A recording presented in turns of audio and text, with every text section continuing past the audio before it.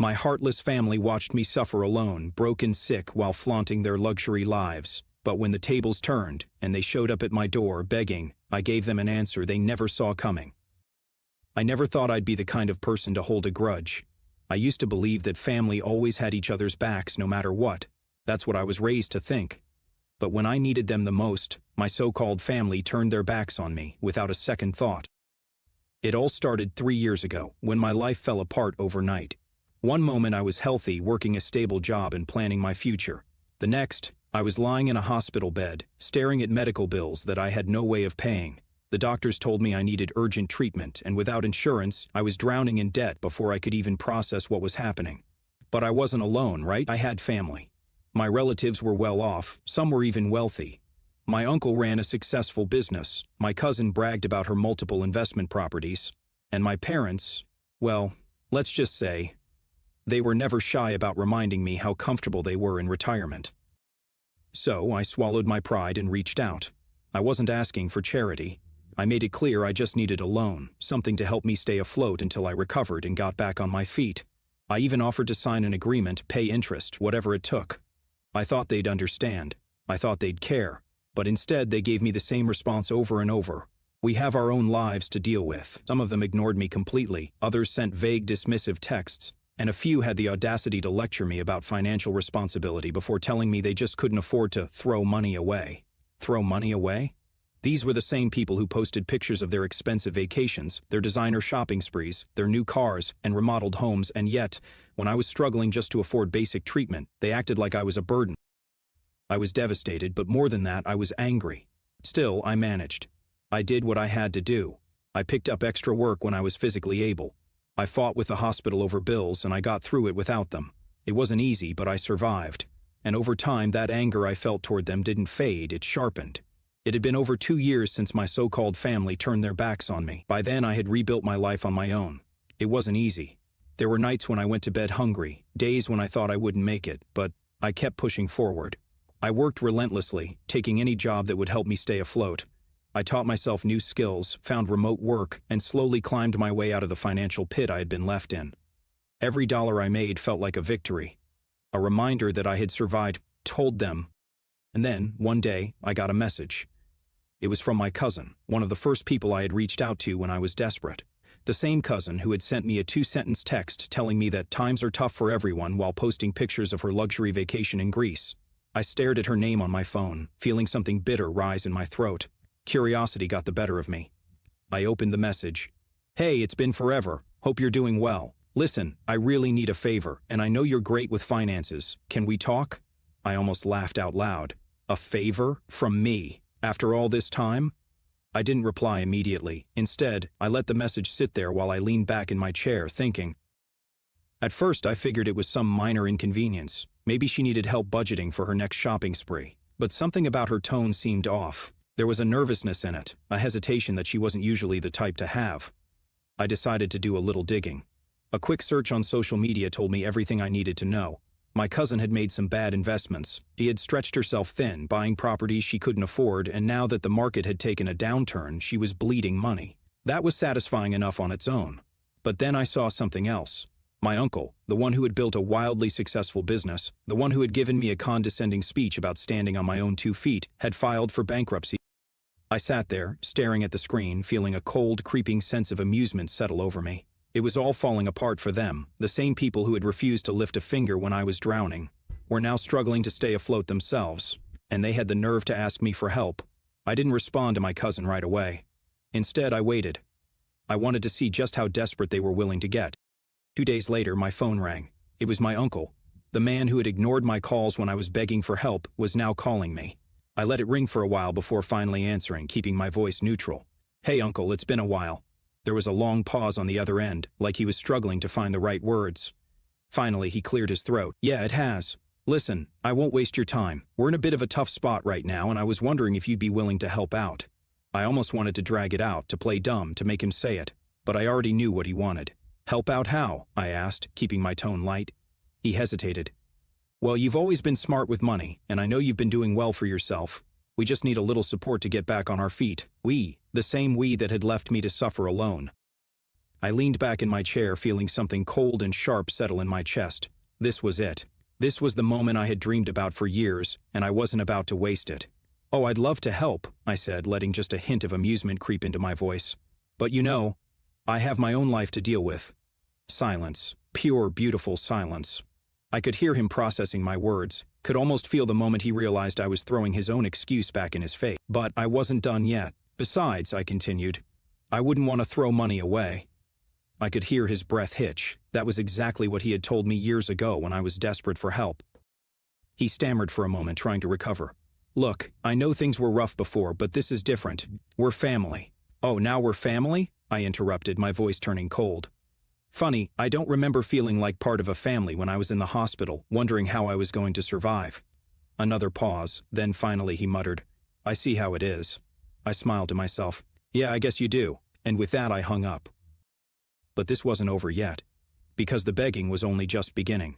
Hanging up that call felt like winning a battle I had been fighting for years, but I knew it wasn't over. No, this was just the beginning, because when people like my family fall, they don't go down quietly. They scramble, they claw, they beg, but only when they realize they have no other options. And suddenly, I was their only option. See, what my uncle said was true. I was doing well for myself, better than well. I had spent the last 2 years grinding, working harder than I ever had in my life. After clawing my way out of medical debt, I made a promise to myself. I would never be that vulnerable again. I became obsessed with learning everything I could about money, investments, passive income, building a business. I threw myself into it like my life depended on it, and in a way it did. It wasn't easy. I sacrificed sleep, relationships, and any semblance of a social life. While my so-called family was still flaunting their lifestyles on social media, I was studying late into the night, working every side hustle I could find, and then, one day, it all paid off. I cracked the code. I started a business, one that took off faster than I could have imagined. The same skills I had begged my family to teach me I taught myself, and the money started coming in. Slowly at first, but then it snowballed. Soon I wasn't just financially stable, I was wealthy. And my family? They noticed. They noticed when I stopped struggling, when I started traveling, when I moved into a nicer place, upgraded my car. Oh, the irony. When I started posting pictures of my success. At first they watched from a distance. I could feel their curiosity through their awkward likes and half-hearted comments. But then, one by one, they started reaching out. It started subtly, casual messages pretending to check in after years of silence. My parents sent a "hope you're doing well" text out of nowhere. My cousin, the one who had once dismissed me with a vague excuse, suddenly wanted to reconnect. And then, when their financial troubles started catching up to them, the messages got desperate. They weren't just checking in anymore, they needed something. And for the first time they realized I had something they wanted. That's why my uncle called me. That's why my cousin had messaged me out of nowhere. They had spent their entire lives looking down on me, treating me like I was disposable. But now? Now I had something they couldn't ignore. And they thought I was going to save them. But they had no idea just how much I had changed. I wasn't the same person who had begged them for help all those years ago. I wasn't the desperate, struggling relative they could ignore. Now I was the one with the power, and I was about to make damn sure they felt it. Because the next time they called me, I had plans for how that conversation was going to go. When the phone rang again, I wasn't surprised. This time, it was my mother. Now let me be clear, my parents weren't destitute. They weren't on the streets. They weren't in any real danger. But for the first time in their lives, they were feeling the kind of financial stress that I had begged them to help me with years ago. And suddenly, all those times they told me, "We have our own lives to deal with," didn't seem to apply anymore. I let the phone ring once, twice, 3 times. Then I picked up. "Hello," I said, my voice calm, controlled. There was a pause, then my mother's voice. Overly sweet, too sweet. "Sweetheart, it's been so long. How are you?" She sounded like a stranger, like a woman who had never once let me struggle alone, even though I knew for a fact that's exactly what she had done. I didn't answer right away. I let the silence stretch just long enough for it to become uncomfortable. Then I said, "What do you want?" I could hear her falter. That wasn't the response she had been expecting. "Oh, honey, I just wanted to check in, you know? See how my successful son is doing. I saw your pictures, you look great, really. We're all so proud of you," I almost laughed. Proud? Where was this proud when I was drowning in medical bills? Where was this concern when I needed them the most? But I wasn't about to give them the satisfaction of knowing I cared. "I'm doing well," I said simply. "But you didn't call just to say that. What's going on?" Another pause, and then her voice softened, became more fragile. "Well, things have been difficult lately. You know how the economy is. Your father's investments took a hit and, well, you know how expensive things are these days. It's been a little tight. I leaned back in my chair, staring at the ceiling. So, there was a sharp inhale, like she couldn't believe I was making her spell it out. Well, I just thought maybe you could help us a little. There it was, the moment I had been waiting for. The same people who had turned their backs on me when I was at my lowest were now coming to me with their hands out, expecting me to fix their problems. I could have given them the money easily. I could have bailed them out with a single wire transfer. And that's exactly what they were banking on, that I would be too kind, too soft, too guilty to turn them away. But they had no idea how much I had changed. So I smiled and I said no. Silence. Then my mother let out a nervous laugh like she thought she had misheard me. Honey, what do you mean, no? I leaned forward, gripping the phone a little tighter. I mean no, Mom. I'm not helping you. The silence on the other end of the line was deafening. But we're family, I said. That almost made me snap. I clenched my jaw, forcing myself to stay calm. Oh, now we're family? I said, my voice quiet but sharp. Where was that attitude when I needed help? When I was drowning in medical debt and you all acted like I didn't exist? That was different, she protested. We were busy. We had our own lives to deal with. I finished for her, I said. There was nothing but silence, and for the first time in my life I realized something. They didn't regret what they did. They weren't sorry. They just hated that the roles had reversed, that I now held the power. And I wasn't going to let them use me. So I took a deep breath and said, I learned a lot when I was struggling, Mom. I learned who I could count on and who I couldn't. Then, before she could say another word, I hung up. And as I put the phone down, I realized something else. I didn't feel guilty, not even a little, because for the first time in my life, I was truly free. But little did I know, my family wasn't done yet. They weren't going to take no for an answer, and what they did next would prove just how desperate they really were. I should have expected it. I should have known that a simple no wasn't going to be enough for people like them, because when entitled people lose control, they don't accept it. They don't take the loss with dignity. No, they try harder. And that's exactly what my family did. It started with messages. At first they came from my mother. Mom, I don't understand why you're being like this. We're family. Families support each other. Mom, this isn't fair. We helped raise you. You wouldn't be where you are without us. Mom, just think about it, okay? Don't let resentment cloud your heart. I ignored them, every single one. Then my uncle joined in. Uncle, heard you're too good for your own family now. Uncle, money changes people. Just don't forget where you came from. That one made me laugh. Where I came from? The struggle I had to go through? They had the nerve to act like they had any part in my success when they had left me to rot. I didn't even bother responding, and then the messages changed. They weren't polite anymore. Mom texted, I can't believe you're this selfish. We're struggling and you just sit there doing nothing.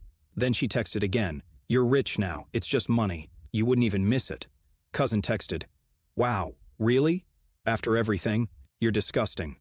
I could feel their anger through the screen, their desperation leaking into their words. And then came the guilt trip messages from Mom. Your father isn't well. The stress is affecting his health. I hope you can live with yourself when something happens to him. That one made me pause, not because I believed her. No, I knew my father. He was fine. But the fact that she would go that far to manipulate me, it was pathetic. And it told me one thing. They weren't struggling. They were sinking. But nothing prepared me for what came next. Because they stopped with the messages, and they started showing up. It happened on a quiet afternoon. I had just come back from a meeting, feeling good about how things were going. Business was thriving. I had some major deals in the works, and for the first time in years, I felt completely in control of my life. Then the doorbell rang. I checked the security camera on my phone, and there they were. My mother, my father, and my uncle standing outside my home. They had never been here before. They had never even asked where I lived. But here they were, on my doorstep.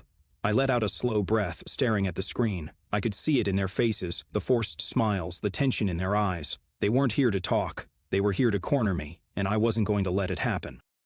So I did what they never expected. I ignored them. I watched as my mother rang the bell again, then knocked, then started calling my name. I watched as my father crossed his arms, clearly irritated. I watched as my uncle pulled out his phone, probably to call me, another call I wouldn't answer. And then, I turned off the camera and I let them stand there. Because if they had taught me anything, it was that sometimes the best response is silent.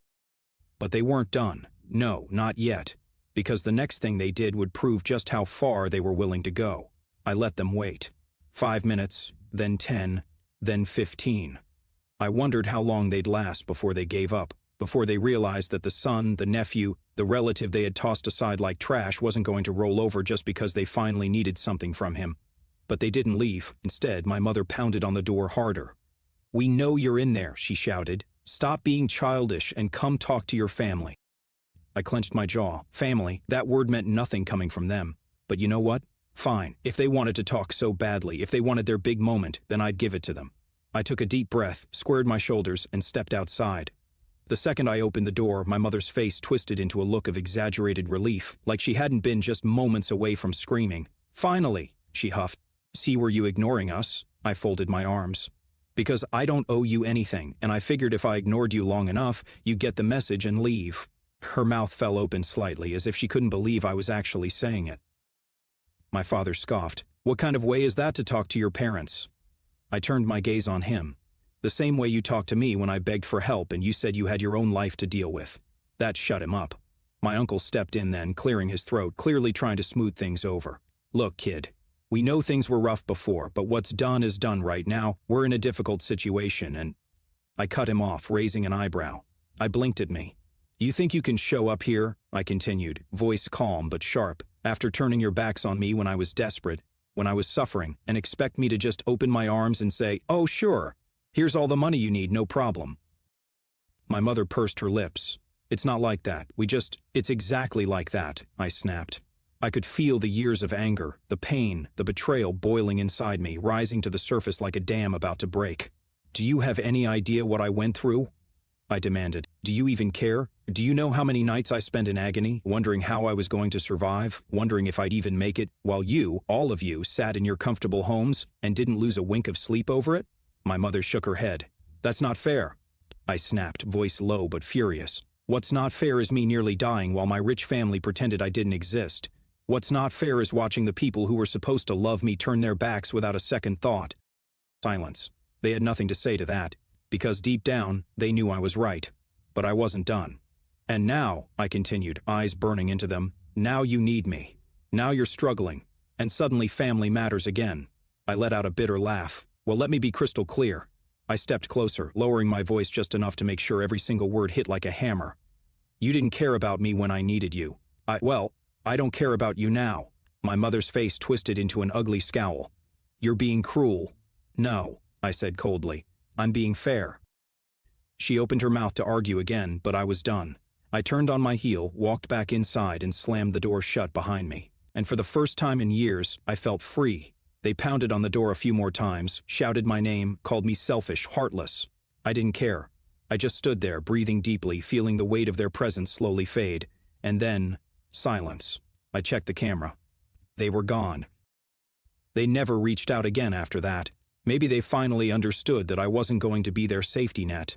Maybe they moved on to try and leech off someone else.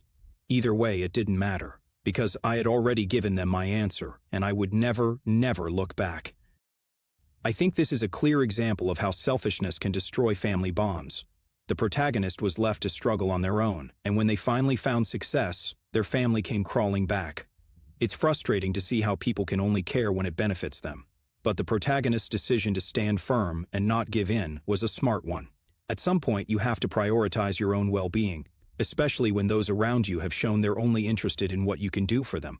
Sometimes, saying no is the best way to protect yourself. What do you think? Was the protagonist right to cut them off, or should they have helped? Let me know in the comments.